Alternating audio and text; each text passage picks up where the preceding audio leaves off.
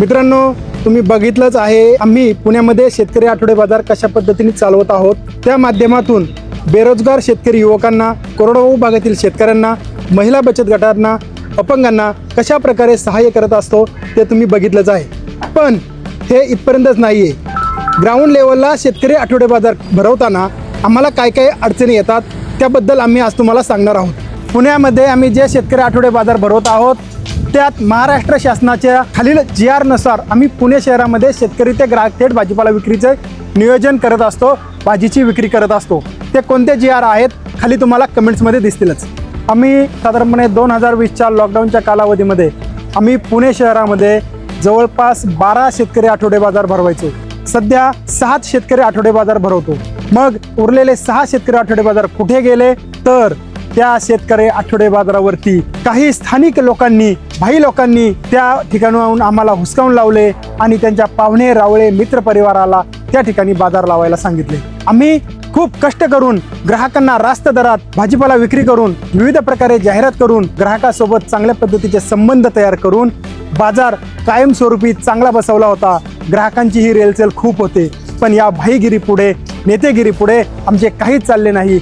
आम्ही सुरू केलेले 6 बाजार जसेच्या तसे काही लोकांनी आमच्याकडून बळकावून घेतले। अशा लोकांमुळं आमचे शेतकरी आठवडे बाजार 6 कायमस्वरूपी बंद झालेले आहेत। तरीही आम्ही न थांबता, न डगमगता आमचे आहेत ते 6 बाजार चांगल्या पद्धतीने यशस्वीरित्या आम्ही चालवत आहोत। आम्ही स्थानिक स्वराज्य संस्थेशी 2018 पासून शेतकरी आठवडे बाजाराला परवानगी मिळावे म्हणून पत्रव्यवहार करत आहे, पण या पत्रव्यवहाराला कुठल्याही प्रकारचे त्यांचे उत्तर येत नाही, परवानगी देतही नाही आणि सुरू असलेले बाजार बंद करा म्हणतही नाही। अशा परिस्थितीत शेतकऱ्यांनी काय केले पाहिजे हे तुम्हीच सांगा। एवढंच नाही तर आम्हाला अनेक ठिकाणी शेतकरी आठवडे बाजार भरवायचा असेल तर आठवड्याला खंडणी द्यावीच लागते। जर खंडणी नाही दिली तर बाजार बंद करू अशी धमकीही दिली जाते। या धमकीला वैतागून आम्ही काय केलं पाहिजे ग्राहकांनो तुम्ही सांगा।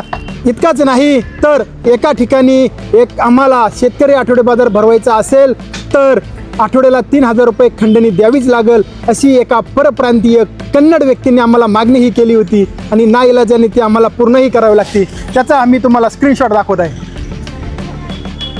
पण जोपर्यंत पुणेकर ग्राहक आमच्या पाठीशी आहे तोपर्यंत या शेतकरी आठवडे बाजाराची गती थांबणार नाही। शेतकरी आठवडे बाजार चालूच राहतील। ग्राहकांचाही त्याच पद्धतीने, त्याच ताकदीने आम्हाला सहकार्य लाभत राहील। आम्ही अनेक ठिकाणी शेतकरी आठवडे बाजार भरवतो।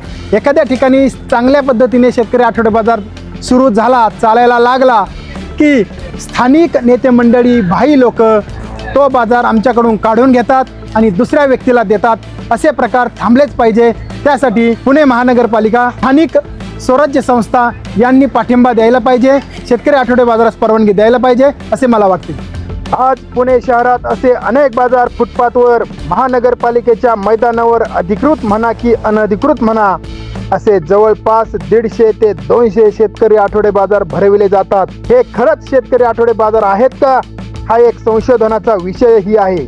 आम्ही महानगरपालिकेला विनंती करतो की आम्ही शेतकरी तुमच्या जागा फुकट मागत नाही। आमच्याकडून बाजार भावाप्रमाणे जागेचे भाडे घ्या, ऍडव्हान्स भाडे घ्या, पण आम्हाला परवानगी द्या। पुणे शहरात जे सर्व शेतकरी आठवडे बाजार भरत आहेत चौकशी करा, हे खरंच शेतकरी आठवडे बाजार आहेत का? योग्य नियमानुसार चालणारे आठवडे बाजार कायम राहू द्या।